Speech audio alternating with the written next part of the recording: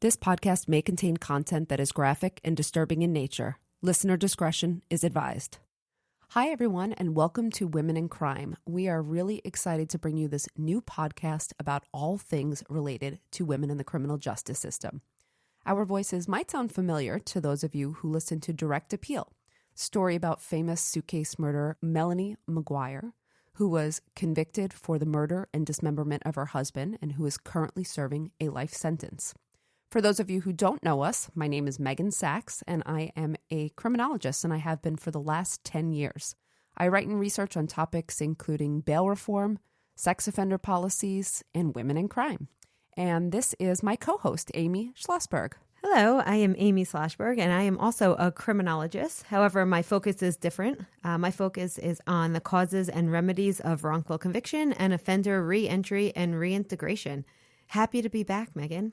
So excited to be here and really excited to bring you this new podcast. This is episode 1, The Betty Broderick Story.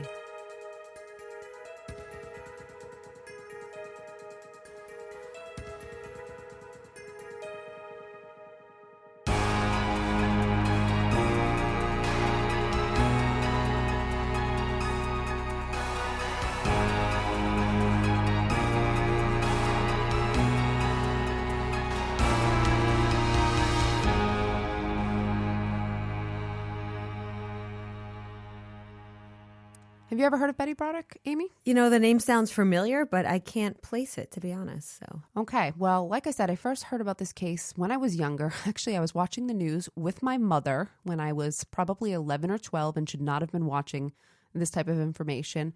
And I saw this case about a woman who had murdered her ex-husband and his wife. And then right after, I remember my mother was watching the movie that came out, The Betty Broderick Story. And this was with Meredith Baxter Birney. And I remember the movie was really shocking and she was really good. And we were both sort of hooked into it. What can I say? So let's talk about who Betty Broderick is. Well, her name is actually Elizabeth Broderick. She grew up in New York and attended an all-girls college. And that was right around Eastchester, New York. And she met her husband, Dan Broderick, at a Notre Dame game in 1965. So Dan was in college there and Betty was attending a game. There was a difference in age between the two of them. So Betty was a couple of years younger. I think she was just about to go to college. And Dan was a couple of years in. And Betty described Dan as being kind of this geeky type. He had talked about how he was going to go to medical school right after. And Betty was quite beautiful. She was a young sort of socialite from a good family, good area. She recalled that she was going back. She was excited to start college at the time. But Dan actually, got her number and he wooed her. He really pursued her. And she said that he was persistent, and his persistence over a couple of years wound up paying off. So they eventually married a few years later. I think it was 1969 when they married, and they had their first child in 1970. Well, Betty would go on to actually support Dan and a burgeoning family, I guess you would say, while Dan went to medical school, and he went to Cornell Medical School. And Betty, with her education, I believe her degree was in early education, became a teacher.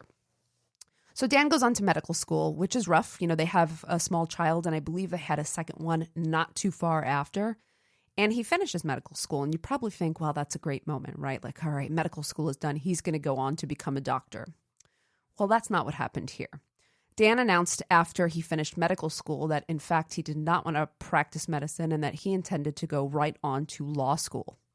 And Betty supported this decision, and he actually went to Harvard Law School. So were they well off?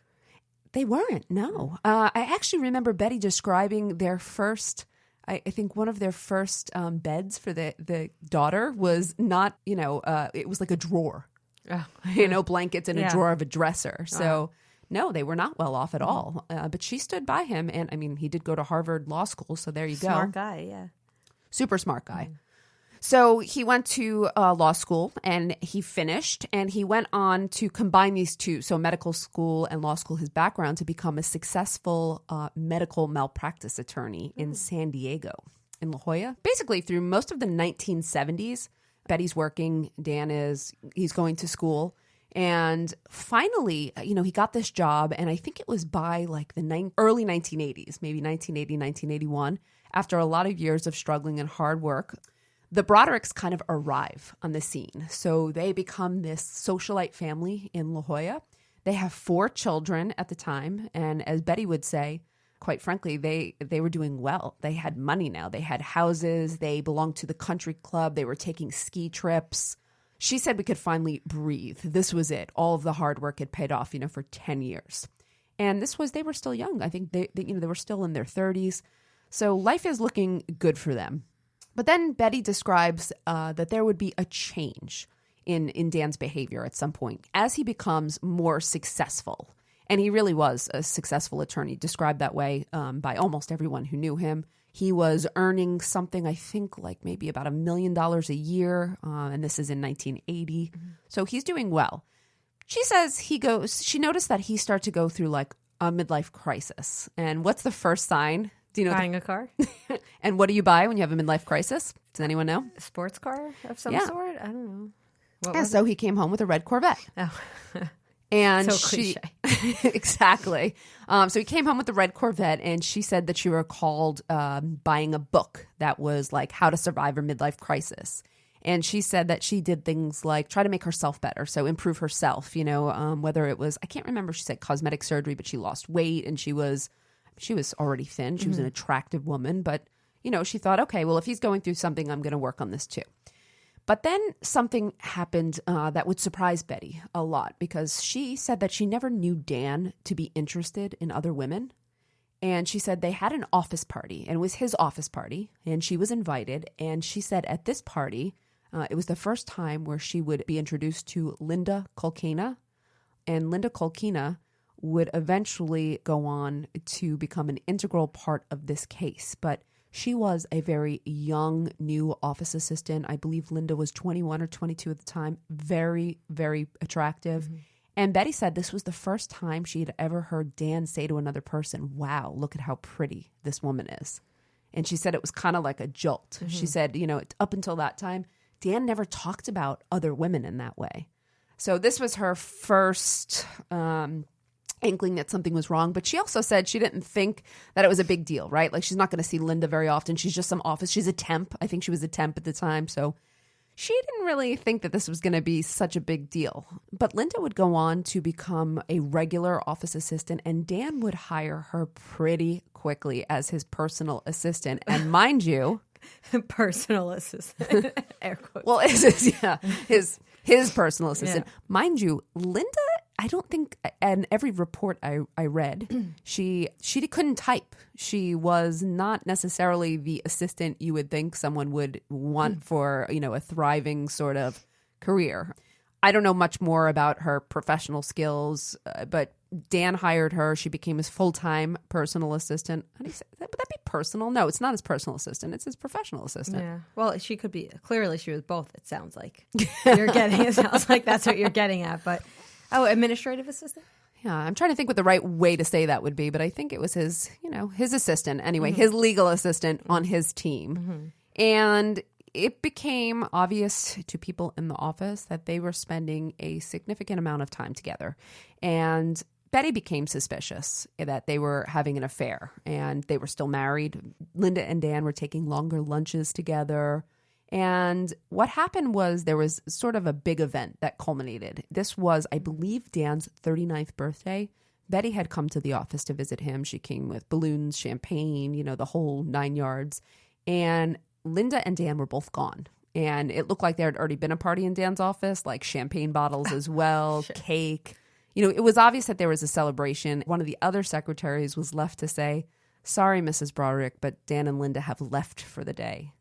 Now, I think Dan might have later claimed that they were at a deposition or something. Is that what they're calling it these days? Right. So I read a bunch of, I've read a bunch on this case anyway because I was so interested in it. But, there's mixed reports on whether or not there's confirmation about the affair. But I think there was a good amount of evidence that they were certainly engaged in an affair. And you'll actually appreciate this, though. So When Betty left, she went home. And when Dan got home, apparently all of his clothes were sitting in a pile on the lawn. Good for her. And, well, she set them on fire. Oh.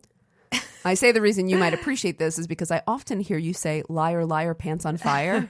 So this was a nod to liar, liar, pants on fire. Oh, God. So what had happened, I mean, Dan kept telling Betty, nothing's happening. You're crazy. You're imagining this. However, I should also mention that right now what you're getting is a picture of Betty as this, perfect wife. Mm-hmm. And some people have described her that way. But her kids would later go on to say that, and they had 4 of them, some of them would go on to say that the relationship was not so rosy between the two of them. And what they actually described in court depositions later on, or court testimony later on, was that their mother had a lot of outbursts and that she had a very bad temper. Do you know how old the kids were about while this was going on? We're talking like infants or No, they school weren't age? actually. Okay. I mean, she had two, I think the boys were younger. Okay. So I'm, maybe they were 8, 9, 10. Okay. They weren't grown, but they weren't infants. Okay. No, the girls were older, certainly. Okay. One of the girls was, I believe, 17. Maybe the other was 14. Okay. They're definitely older at this time. So there was definitely information that came from them that said that Betty was not always, she had a temper. And they said she could be violent. They said she threw things. She threw things at their father. They said that often Betty would threaten divorce, say she was leaving. So they described it as a tumultuous relationship for sure, which is certainly not an excuse for cheating, but it wasn't so rosy, okay? So eventually what happens is, yes, Dan says that he wants a divorce, and I think this happened in 1985. So Dan files for divorce, and of course, Betty does not want a divorce. This is not in her plans. But didn't she light his clothes on fire? And it sounds like she's just trying to make a point, but she wanted to stay? Oh, no. I think she believed he was having an affair, but she wanted to save her marriage. Oh. She thought it was a fling. She thought that he was going to have a little thing, have a little midlife crisis, have a car, have a girl maybe for a second, even though she wasn't happy about it. But she didn't think this was going to lead to a forever breakup. Okay. But Dan Broderick had other ideas. When Dan met Linda, it was, I think for him, he fell in love. That was it. And he intended to be with Linda. So he filed for divorce in 1985. And this divorce would make headlines like no other. It was almost a 5-year divorce. Dan Broderick at the time, I believe, was the president of the San Diego Bar Association. So he was very well respected in all the legal circles. Betty said that it made it very difficult for her to get a lawyer or one that she felt was competent. She went through a number of lawyers before she would settle on one, but even then she elected at some point to represent herself. During the time they were getting divorced, though, Betty did a lot of things that were outside the bounds of the law. So Dan and Betty took up separate residences. And who had custody of the kids? Oh, so this becomes interesting. So Betty would naturally have had custody, and I think Dan might have been comfortable with that. They moved somewhere close. They were going to stay both in, I guess Dan's plan was always to be near his kids. And the kids were mostly with Betty. But she systematically, during this time, began dropping her kids off on his doorstep. Like, okay, now you take them. She said she dropped them off one by one in hopes that he would, A, see how hard it was to raise children, and B, see how terrible it was to tear their family apart. And she also thought that I think she really thought that he's going to find this so difficult and be like, wow, I had no clue how much he did. And so he would either want to give them back or work it out. But that didn't happen. Dan actually said, fine, they'll come live with me. And so the kids wound up staying with Dan for quite some time. But during this time, they would go back and forth. And the 2 younger sons, I think, would eventually gravitate more towards spending time at Betty's house. But Betty broke into Dan's house a number of times. So she breaks in one famous event, she broke into his house and trashed it. She threw bottles everywhere. She knocked over furniture. She sprayed graffiti all over the walls. Oh, my God. I mean, she really trashed the place. And that's not legal either, as far as I know. No. I mean, she really went, I mean, she was mad. I'm assuming he didn't press charges, though. It probably wasn't worth it. Dan pressed charges all the time. Did? Okay. Oh, this became like a thing back and forth. No, he did he have a restraining order at any point? He sure did. Yeah. Oh, yeah. She wasn't supposed to go over to his house. She broke in another time, and apparently Linda had made him. Linda was living with him at the time. Linda was not living with him right away, but she broke in another time, and Linda had obviously made him, I guess his favorite, one of the things he loved was like a Boston cream pie. So there was one in his house, And she took it and smeared it all over the bed and the walls. What a waste of a good pie. Do you know, I was thinking the same thing. As I was talking about, I was hungry too as we were talking about it. So she had broken into his residence. Another time she threw wine bottles through his... Again, what a waste of wine. I think they were empty bottles. Okay. Yeah, just to make you feel better. I think they were empty bottles. So she's getting increasingly violent, and she's got a history now of breaking into his home, trashing it. She's also calling and leaving terrible messages on the machine. So she's leaving she's cursing and she's saying things like, how are you and the whore doing? Is she harassing Linda as well? Do you know? When Linda moved in, that's when she started to harass them both. And I don't know how long it was until Linda moved in. I'm not quite sure. But, at first she left messages for Dan, but then it became Dan and Linda. She would say these things, though, also, and her kids would hear the messages. And one of her sons, asked her to please stop saying horrible things. It was embarrassing. Dan got a restraining order against her. He began to fine her as well for the obscene messages. So I think that every time she left a bad message, like a lewd message where she cursed, he would deduct like $100 off her the allowance. Oh, jeez. The judge eventually ordered him to pay all of that money back. But for some time, he wasn't finding a way to enforce. The restraining order's not working. Betty became, I will tell you this, so she became, the pinnacle of violence was probably she became so enraged with a round of like legal papers that he served her that she drove her car, her truck, her SUV maybe it was, through the front door of his house. Oh my God. Yeah, this was violent. And Dan had her arrested. I believe Dan had her committed to a mental institution or a psychiatric facility for a short time at one point. Now, her version of the story is that Dan was making her crazy. He was making her nuts. He was trying to make it seem crazy so that he would do better in divorce court. He antagonized her. He and Linda were antagonizing her. She said that she would get letters or pictures of Dan and Linda together, and that she would also get anti-wrinkle cream and weight loss products in the mail. So was this Linda harassing her back? Well, this is what Betty was saying. She said clearly... Was that corroborated or is that just based on her word? Like, I'm wondering if that's just her lying. I think that was just Betty's word. Yeah. Although she may have told a friend at the time. She still had friends at the time, too. So, remember, they're both still residing in La Jolla, and...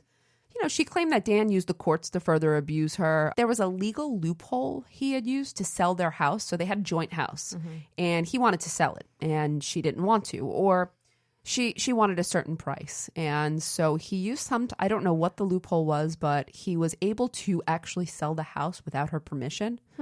Now, some people might have said, like, that's crazy. I can't believe, he was able to do that and whatnot. However, they received a couple of offers on the house, to which she said no. And he just said, I'm never going to be able to do this. She's never going to say yes.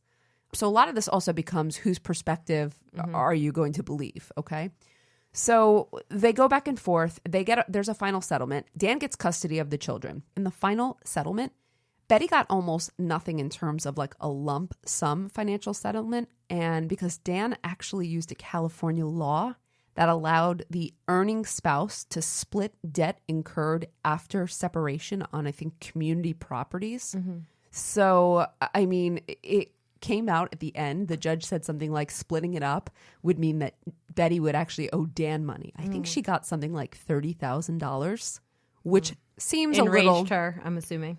I'm sure that enraged her, but she did get a house in La Jolla worth about, I think, I saw a couple different reports. So estimates were between $650,000 and $750,000. And she also got alimony. Remember, not child support because he had the children. She got alimony in the amount of $16,000 a month. So we're talking about almost $200,000 a year and a house in La Jolla.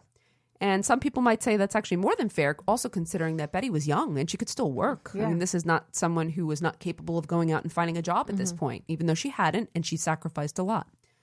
But she was obviously furious over it. Also, because the divorce was finalized, it meant that Dan and Linda were free to get married. So Dan and Linda got married pretty quickly after in April 1989. Dan got security for the wedding because Betty had threatened to kill him. And it turns out that a couple of his friends and security advisors wanted Dan to wear a bulletproof vest. It was that bad? It was that bad. Wow. So did Betty have firearms or was it? Betty did have a firearm. And they knew that, obviously. So, okay. I don't know if they knew that she had a firearm. It was just revealed later on in the reports that she got a firearm right around the time Dan and Linda got married. Okay. So he refused, though. He said, I got security. I'm not going to be held hostage by my ex-wife.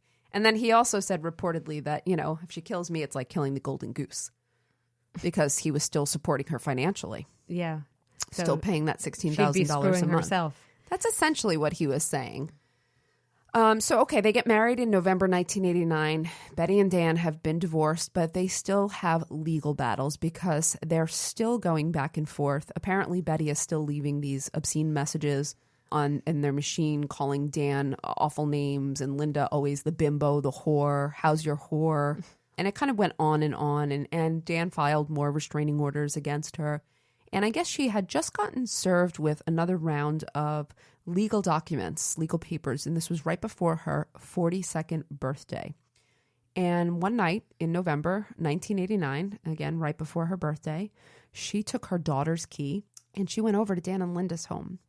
And she unlocked the door, went in. This is in the early morning hours, I believe between 4 and 5 a.m.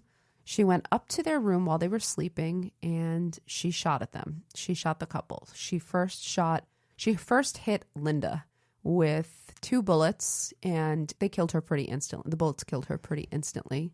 But after she shot Dan, he was still alive, and he actually crawled down from the bed to the floor, and he was trying to take cover and reach for the phone.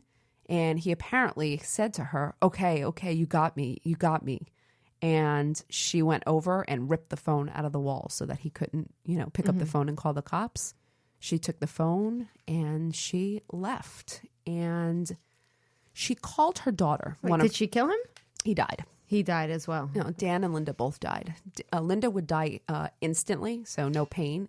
Dan, unfortunately, his lung would bleed out, so it would be slower. Jeez. So it was... Were any of the children home at the time? No. Okay. None of the children were in the house at the time. And so Betty called one of her children afterwards. She called the daughter, one of the daughters, and one of her daughters came and basically got her. Before we get there, she called the daughter, but Betty also had, I might add, Betty had a boyfriend at the time. Oh. Betty's got a boyfriend who had been reportedly living with her for quite some time. They had been dating for a couple of years. Interesting. It's kind of an interesting development because you think that she's the woman scorned and upset, but yet she's also having a relationship. So she had called her daughter and she called her boyfriend also. What happened was that her boyfriend and one of the neighbors went over to Dan and Linda's because Betty said to the daughter or to one of them, I've killed him. I've killed Dan and Linda. Oh, she made an initial confession. She made a confession right away. Interesting. She called them and said, I've killed him. I killed the son of a bitch, something of that nature. And they were just not sure, like, is this Betty talking, or did she really do this? So they went over to the house and they found them really quickly, called the cops. And Betty would actually turn herself in later that day with her daughter, and she never denied committing the murders, ever. The community was shocked, too, of course. They're shocked about this happening in, this prestigious neighborhood. On the one hand, you have a vicious murder, but on the other hand, you also have people who hunkered down in Betty's camp pretty quickly. She's the loyal wife who was dumped after making her husband a success and replaced by the younger version of her. That doesn't give you the right to kill your husband, your ex-husband, though. Like, yes, she was wrong, but why would anyone side with someone who murdered 2 people in cold blood? A lot of women who were sick of husbands, they were sick of being the second, what's that? The first wives club. Yeah. They were sick of being dumped by the husband who made his success off their backs. Some women thought also, they believed Betty's claims that she was really the tortured one, that he mentally, verbally abused her, and that Betty said, he and Linda drove me to this. She said if they would have ever treated me decently, fairly, if they didn't stomp all over me, if they didn't use and abuse me, this would have been a different outcome. Doesn't give you the right to kill. Like, it's not like she's even trying to claim self-defense. She's just claiming, like, these people weren't nice to me. You can't just kill people who aren't nice to you. Oh, well, she would claim self-defense. No. Okay, so she was clearly charged with murder, and she went to trial. And the defense that she used in the first trial was the battered wife syndrome defense. Interesting. Yes.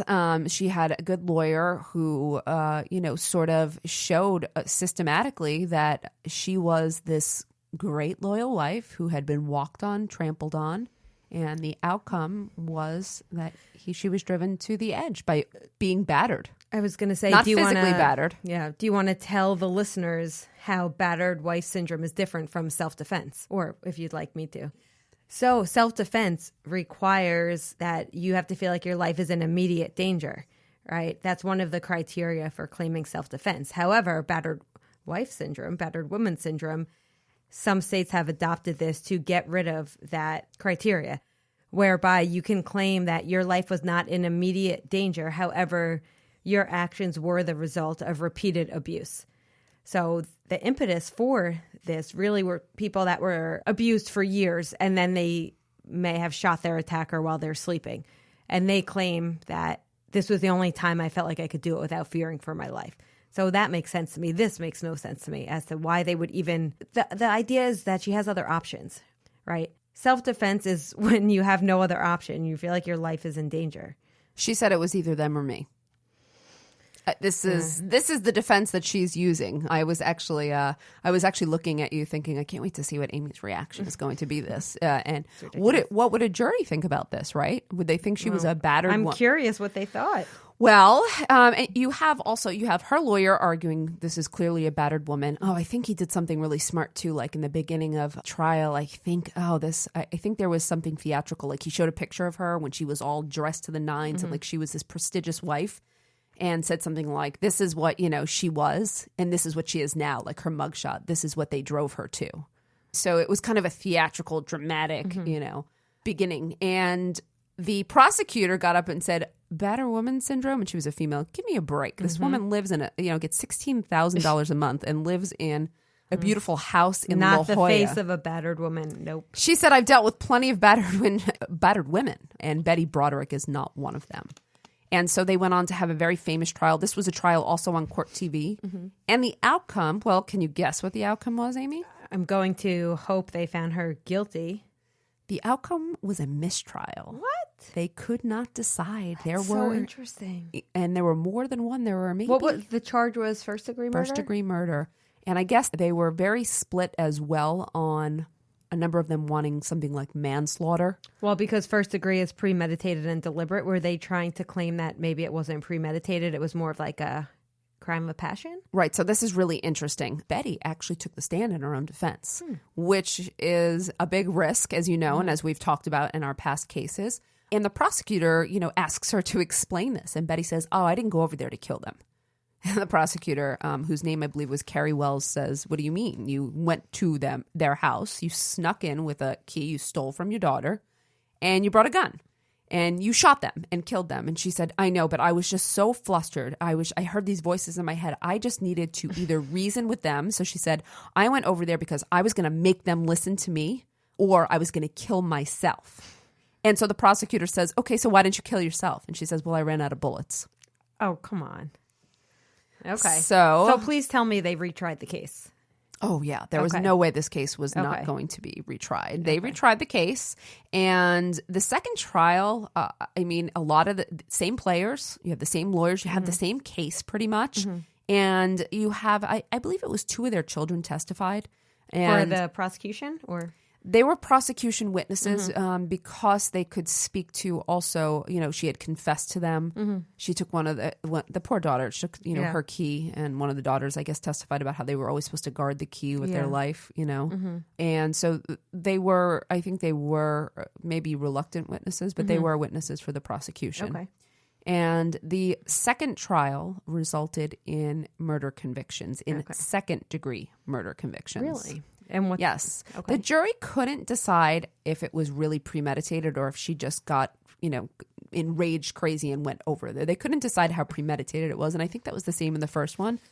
I think bringing the gun, going in the middle of the night, getting a key. I mean, what more do you need for premeditation? It looks premeditated to me. I'm not going to lie. I see premeditation here. So Betty was convicted of second-degree murder. I don't think she ever thought she would be convicted. Yeah. She received 15 years to life to be served consecutively. So for each victim. For each victim. So that's pretty much 30 to life. 30 to life. She also received, I believe it was 2 additional years for the possession of a firearm. Okay. So no possibility of parole until Well, we'll get there. Okay. The difference between, for listeners, do you know, they might not know consecutively versus concurrently. So consecutively means both sentences have to be served back to back. So 15 years and then another 15 years. Concurrently means those sentences can be combined together. So it could just be one 15-year term. So consecutively is worse. So Betty got essentially 32 years to life. And so, okay, so Betty has also gotten parole hearings, or she's had parole hearings. She's also done interviews. She did 2 interviews with Oprah. She's done a number of interviews from prison. And she was, let's see, her first parole hearing, I believe, was 2010. And they call her Angry Betty, by the way, during, that was kind of the name they gave her afterward. The press dubbed her that. And Betty was not remorseful at her parole hearing. And nor was she remorseful in the interviews that she gave. If you watch them, the ones, you know, Oprah had asked her, and I think the parole board asked her, are you sorry for what you did? And she consistently said, I'm sorry for everything that happened. I'm sorry that they made me do this. I'm sorry that Linda and Dan, you know, forced me down this road. I'm sorry for my children. I'm sorry that we all had to suffer because of this situation. And so obviously, you know, a parole board, that's not going to fly for them. They don't want to hear that. And this was 2010. So she'd been in prison, I'm going to say now, so the trial was 1991. I'm not sure exactly. Some fast math here. Come on. Fast mathing it. She had been in prison almost 20 years. At this point, you would think that someone might be at least more remorseful for a show. I was just going to say, someone would have told her by now, hey, if you want parole, you got to at least fake remorse. I think she knew that. She didn't care. I think she couldn't. Okay. I think Betty really, really couldn't. So she got denied parole. So she was denied parole in 2010. And so she became eligible again in 2017. And so she had her second parole hearing in 2017. Did she learn her lesson? Hard to say. She did show some remorse this time. She did say she was sorry. The parole board did not feel that it was genuine. Okay. Because it probably wasn't. I'm sure it wasn't genuine. If I had to guess, I would say it wasn't. And by the way, she's serving her time in California Institute for Women in Chino. And so the parole board said, we don't think this woman's ever really going to be repentant. We don't really think she feels bad at all that she took these 2 lives. And her kids were actually, this is interesting because she's got 4 children. So, you know, people would say, what was their role, if any? Were they interested? Did they show up? Her kids are divided. So, you know, not that I know them personally, but from what I've read, they 2 of them believe that she should be released. And one, the female, one of the daughters testified at the parole hearing that should her mother be released, she could come live with her. And 2 others feel that she is exactly where she should be. Okay. Apparently the kids remain united. You know, it didn't destroy them necessarily. I tried to find out information about what happened to them after, and it looks like they were moved around a bit. It looks like maybe a relative or an in-law of Dan's was raising them, and then they went to friends. You know, the girls were a little bit older, so I'm not exactly sure where they all wound up. So did she get parole in 2017? So she did not get parole. Okay. So at the age of 69, Betty Broderick was denied parole again. And I don't think she's eligible for parole for a number of years. So we're talking about a 69-year-old woman who is going to be in prison, possibly until she dies. Might be exactly where she should be, though. That might be the appropriate response. So interestingly, you know, everyone's looked at this case. You've had a lot of people who've tried to diagnose her. You know, you have psychologists, psychiatrists. Everyone has kind of, you know, input on this. And I read all of these diagnoses to see also where I fall. Yeah.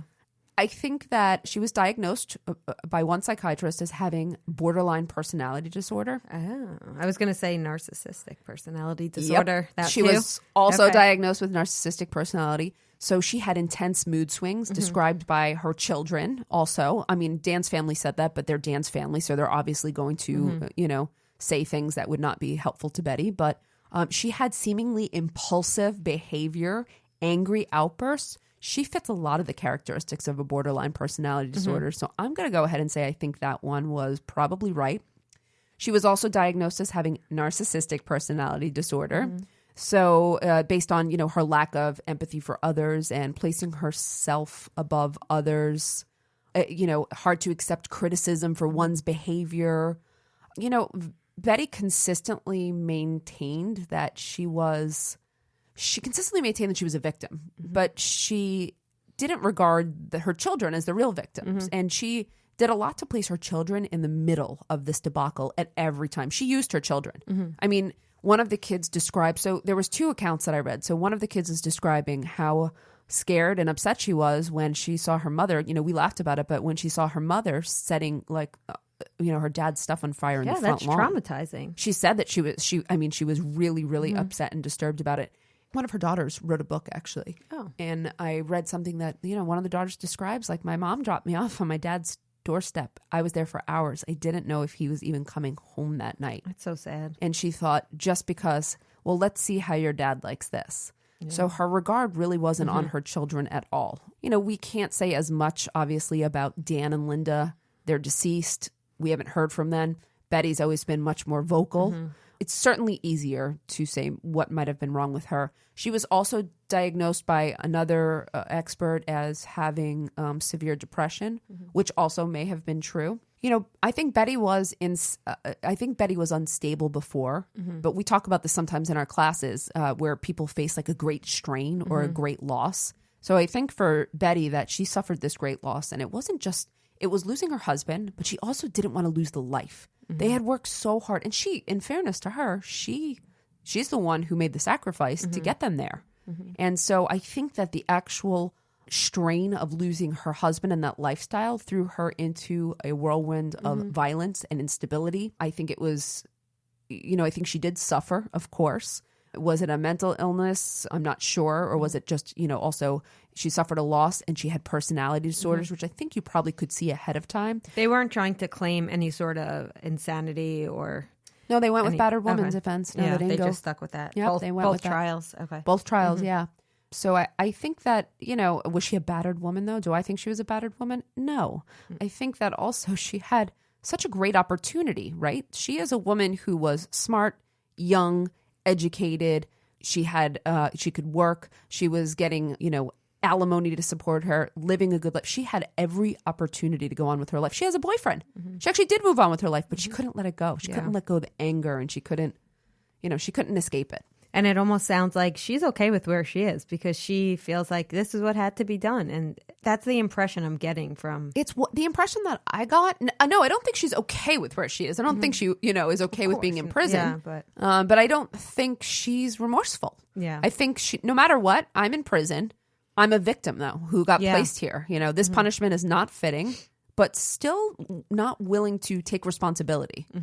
So I'm going to say her punishment is probably, for me, her punishment is fitting. I think the criminal justice system got it right. Yep. I think Betty Broderick could have gotten herself out of prison in 19 to 20 years after serving that time by showing remorse. And, I think that also might have been fair if she truly was remorseful, if she were to have a second chance. Yep. The parole board also said they found that she was...